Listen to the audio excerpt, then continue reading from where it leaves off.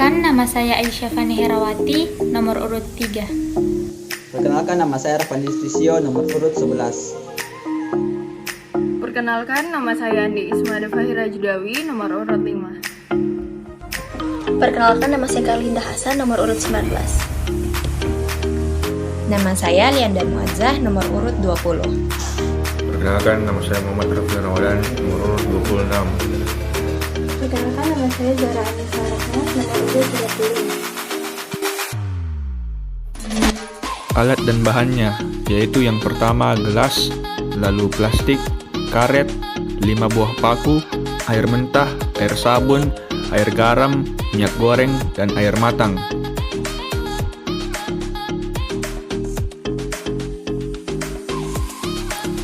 Berikut cara melakukannya.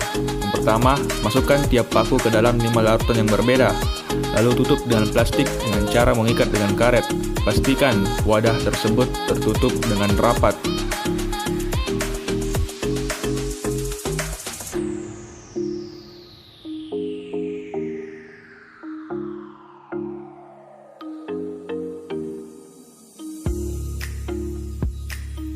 Berikut ini contoh air garam berisikan paku.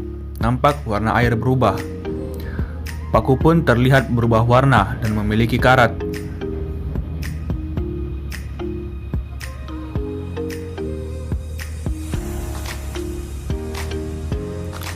Dan berikut ini percobaan lainnya pada media yang berbeda.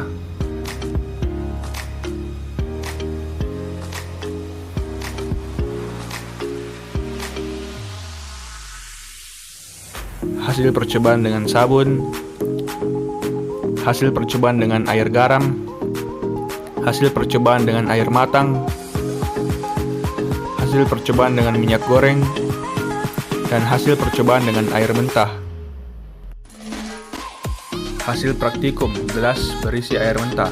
Hari pertama belum terjadi perubahan, hari kedua terjadi perubahan, mulai timbul korosi pada bagian bawah paku dan air berubah menjadi kekuningan. Hari ketiga terjadi perubahan, korosi pada paku semakin banyak dan air berwarna kuning pekat. Hasil praktikum gelas berisi air matang. Hari pertama belum terjadi perubahan, hari kedua terjadi perubahan, terdapat sedikit korosi yang timbul pada permukaan paku dan air menjadi kekuningan. Hari ketiga terjadi perubahan, korosi pada paku mulai banyak dan air berwarna semakin kuning. Hasil praktikum pada gelas berisi air sabun. Hari pertama belum terjadi perubahan. Hari kedua terjadi perubahan, terdapat sedikit korosi pada permukaan paku. Hari ketiga terjadi perubahan, korosi yang terjadi pada paku semakin bertambah dan air menjadi agak keruh. Hasil praktikum pada gelas berisi minyak. Hari pertama tidak terjadi korosi pada paku dan tidak terjadi perubahan warna pada larutan. Hari kedua tidak terjadi korosi pada paku dan tidak terjadi perubahan warna pada larutan. Hari ketiga tidak terjadi korosi pada paku dan tidak terjadi perubahan warna pada larutan. Hasil praktikum pada gelas berisi air garam.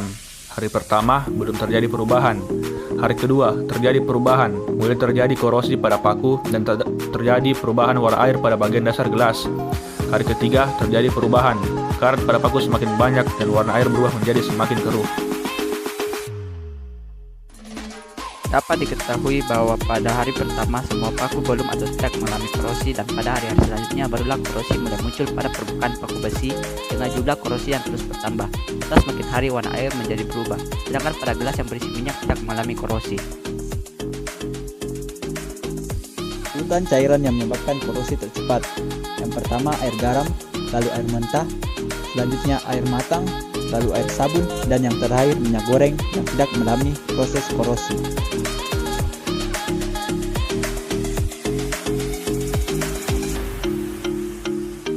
Mengapa?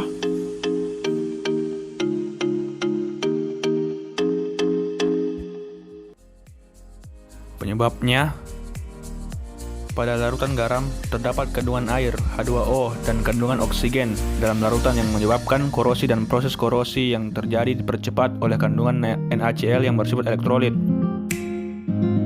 Pada air mentah, penyebab terjadinya korosi adalah adanya air yang mengandung oksigen terlarut, sehingga menyebabkan korosi pada paku. pada air matang mengalami sedikit korosi disebabkan karena saat dididihkan air akan kehilangan kandungan oksigen terlarut dan keadaan gelas tertutup sehingga oksigen tidak dapat masuk ke dalam gelas dan menyebabkan kekurangan oksigen dan mengalami korosi yang kurang. Pada air sabun, awalnya paku hanya mengalami korosi pada bagian ujungnya saja, namun semakin lama paku yang berada dalam rendaman air sabun akan mengalami korosi secara keseluruhan. Dan perubahan pada warna air dari hari pertama hingga hari-hari seterusnya akan terlihat. Semua ini disebabkan karena air sabun merupakan larutan yang bersifat basah. Pada gelas yang berisi minyak goreng tidak mengalami korosi karena minyak goreng tidak mengandung oksigen dan tidak dapat berikatan dengan oksigen di udara, sehingga paku dalam keadaan bebas oksigen dan tidak dapat mengalami perkaratan.